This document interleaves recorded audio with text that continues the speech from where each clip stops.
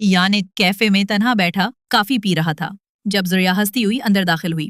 ان کی نظریں ملیں اور ایان کے لیے وقت تھم سا گیا۔ انہوں نے وعدے کیے، رات بھر کی باتیں، لمبی سیر، شادی کے خواب، سب کچھ سچا لگتا تھا۔ زویا اکثر کہتی، چاہے کچھ بھی ہو جائے میں تمہیں کبھی نہیں چھوڑوں گی۔ انہوں نے وعدے کیے، رات بھر کی باتیں، لمبی سیر، شادی کے خواب، سب کچھ سچا لگتا تھا۔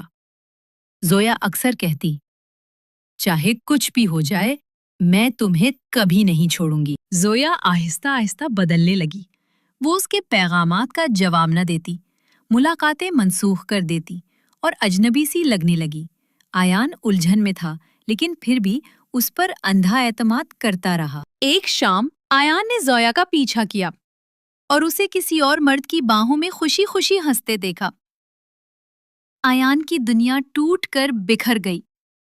ایان نے ایک آخری وائس میسج بھیجا، میں نے تم سے دل و جان سے محبت کی لیکن شاید میں صرف ایک باپ تھا اور وہ تمہاری پوری کہانی۔ اسے زویا کا نمبر ڈیلیٹ کر دیا لیکن یادیں نہیں۔